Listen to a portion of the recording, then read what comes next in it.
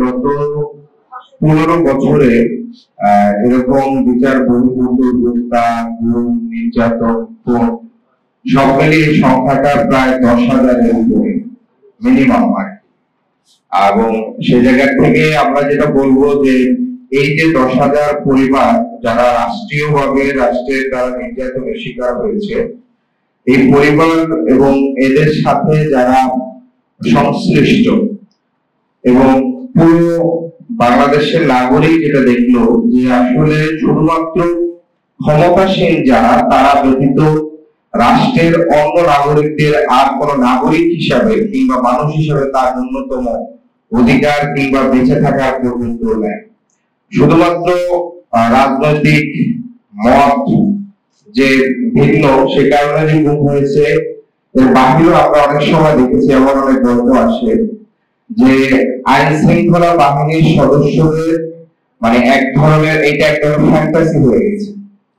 Fantasy বলতে মানে তাদের মনে হয়েছে রাস্তায় হঠাৎ করে চেক করলো, এই তোকে নিয়ে যায়, নিয়ে গিয়ে ফোন দিল, দেখলো, জিজ্ঞাসাবাদ করে হয়তো পরিবারের আর্থিক অবস্থা একটু ভালো, বাসায় ফোন দিল, টাকা চাইলো, টাকা পাইলো না, নির্যাতন করলো, নির্যাতনে মারা গেল। এই যে মানে একটা রাষ্ট্র এবং তার সংস্থা বাহিনীর সদস্যদের বেশ কিছু অংশ মানে এরকম একটা মানে খুন হত্যাকাণ্ড এবং সেটাকে উপভোগ করতেছে, মানে এইটা যে এটা কোন পর্যায়ে গেলে এবং রাষ্ট্র ওই ধরনের বাহিনীর সদস্যদেরকে কি পরিমাণ ব্ল্যাঙ্ক চেক দিলে যে তোমার কিছু হবে না, মানে একটা নাগরিককে, একটা স্বাধীন দেশের নাগরিককে সে আইন শৃঙ্খলায় আছে তার মনে হইলো তুলে নিচ্ছে, মানে একদম কোনো কারণ ছাড়া। মানে একটা তো হচ্ছে বিরোধী রাজনৈতিক দলগুলো করেছে সেটার কারণে উঠে যাও, আরেকটা হচ্ছে কোন রাজনৈতিক দলের কোনো সংশ্লিষ্টতা নাই কিংবা কোনো কিছু নাই, এরকম ঘটনা ঘটছে। সেই জায়গা থেকে আমাদের মনে আছে একটা স্পষ্ট ঘটনা 19 বা 20 সালে সিলেটে রায়হান হত্যা।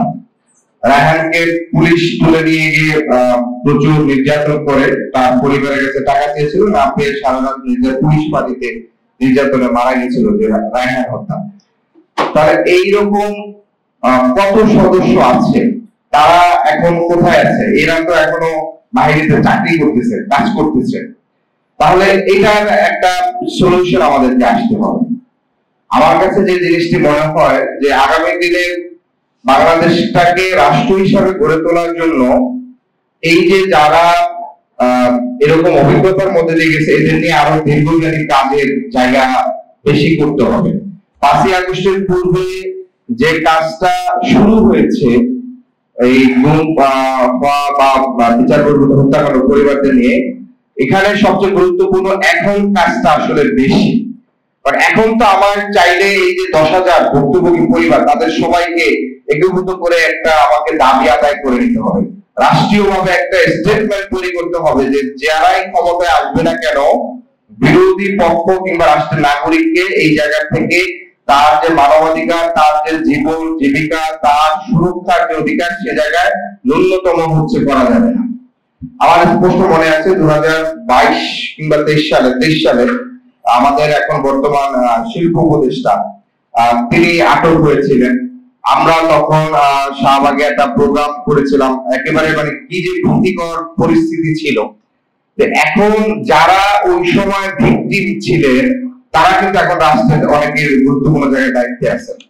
ফলে আমরা আশা করব যে তারা এখন যখন দায়িত্বে আছেন ফলে এই ফিলটা তো তাদেরও আছে, মানে তারা যেহেতু নিজেরাই ভিকটিম ছিলেন এবং ভুক্তভোগী ছিলেন, সেই জায়গাটা থেকে তারা তাদের দায়িত্ব আসলে কতটুকু পালন করছেন এবং সেই উপদেষ্টারা তাদের নির্যাতনের যারা অন্যান্য শিকার হচ্ছে তাদের জন্য কি করতেছে, রাষ্ট্রীয়ভাবে কোন কোন জায়গায় করতেছে, এই জিনিসগুলো কিন্তু আগামী দিনে আগামী সময় কিন্তু একটা লিপিবদ্ধ থাকবে এবং তাদেরও যে লড়াই একটা সময় এসে তারা এটাকে আরো কন্টিনিউ করতেছে কিনা এই জায়গাটা আমাদের মনে হয় আমাদেরও সজাগ থাকতে হবে এবং তাদেরকেও প্রশ্ন মধ্যে দিয়ে রাখতে হবে যে তারা আসলে কতটুকু করছে।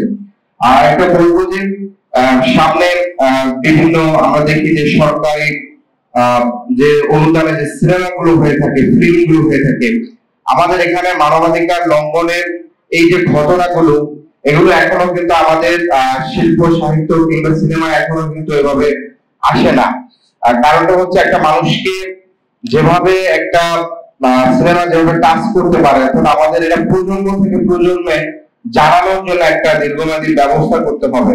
যে একটা গুম হওয়া পরিবার, আহ, যে সন্তান তার জন্মের পর থেকে বাবার আদর স্নেহ তার স্পর্শ পায় না, তার যে এই যে তার বাবা জীবিত আছে নাকি কোথায় আছে, তার এই যে বেঁচে থাকার মানে এই যে অনুভূতি গুলা, এগুলো আসলে আমার মনে হয় মানে এই ধরনের নির্যাতন আসলে কখনোই একটা সভ্য রাষ্ট্রে এটা কখনোই থাকতে পারে না। এগুলো যদি থাকে তার ওইটাকে আসলে রাষ্ট্র হিসাবে মানে বলাই যায় না, যেটা একটা রাষ্ট্র এবং সে রাষ্ট্রে আমরা রাজনীতি করি কিংবা আমরা হিউম্যান রাইটস অ্যাক্টিভিজম করি কিংবা আমরা ব্যবসা করি, মানে এটা আসলে কোনোভাবেই বলাও যায় না। তো আমি আশা করব আগামী দিনে আমরাও এই বিষয়গুলো নিয়ে আমার জায়গা থেকে কিংবা আমাদের দল কিংবা আমাদের যে এরিয়া সে জায়গা থেকে চেষ্টা করবো সর্বোচ্চ জায়গায় কাজ করার, এবং যারা কাজ করছেন তাদেরকেও আন্তরিক ধন্যবাদ জানাই।